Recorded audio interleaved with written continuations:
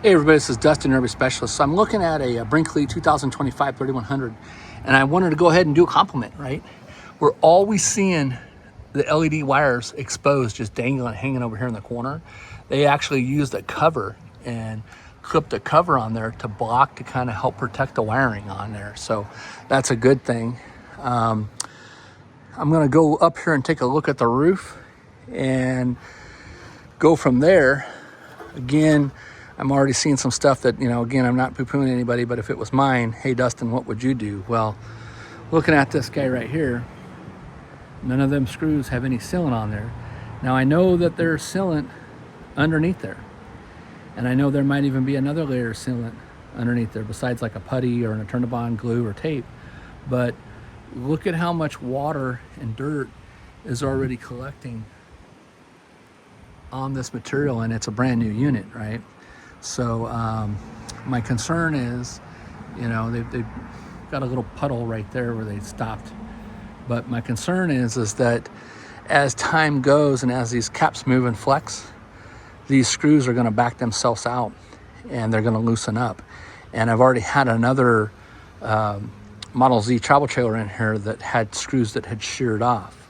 So my advice would be to, maybe add additional screw here and another secondary here, and then go ahead and seal up over them. Even if you did like a little, I call it a Hershey kiss, just like a little chocolate chip over all of them, just to protect them, just to keep water from chasing underneath the bottom of the screw, because you're never gonna know if it's gonna leak. It'll take years, and then you'll end up having that issue.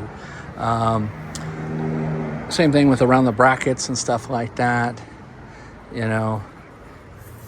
did a pretty good job sealing it, except for there's a separation right there. You see that big line?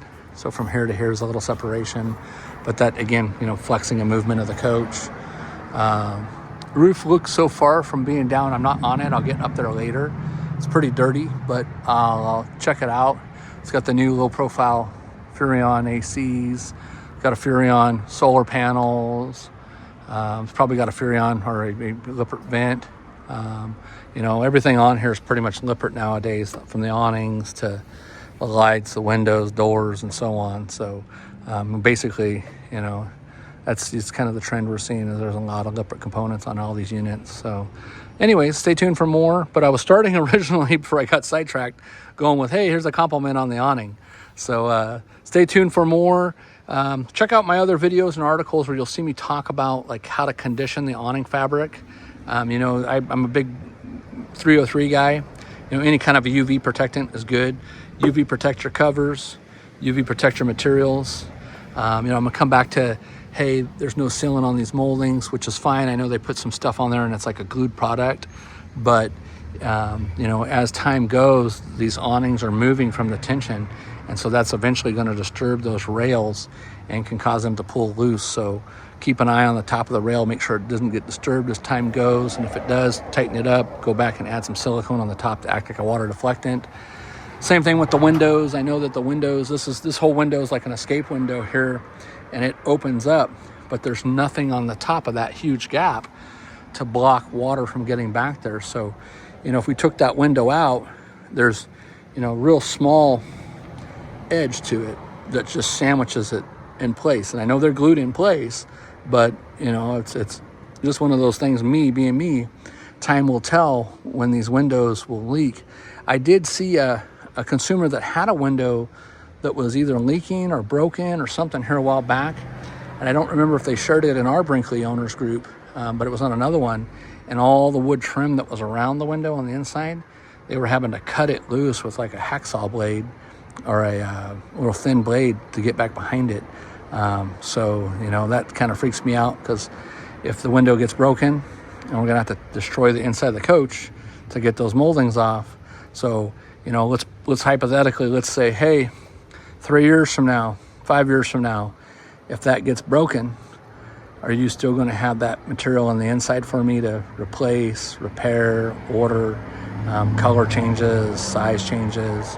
So that kind of stuff worries me about all the stuff inside. There's like no screws whatsoever, no staples. It's all like glued in place to be more permanent. So hopefully it'll hold up, and in about 3 to 5 years, I won't look back on these videos and say, hey, I told you so. I don't like being a smart aleck like that, but you know, I've been doing it now for 25 years, and there's always somebody coming out with something new, innovative, and great.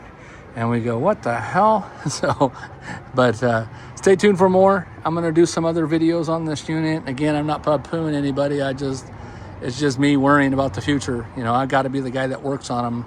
And so building them is one thing, keeping them maintained and repairing them is another. So, all right. Well, hey, thanks so much for watching. And I hope you enjoyed these videos. And again, you know, make sure you get them sealed up and watertight. Again, silicone is your friend, even though you may not think so. Look at all of our videos and pictures on any of our Facebook groups, on any of our, business, the main business page, which is California RV Specialist Facebook group, or online. We deal with a ton of water damage, and this is Lodi, California. It doesn't rain that much, you know. And so, like, again, look how big that gap is, right? You can't tell me that putty, which I can clearly see right here, that putty is not making contact with that wall.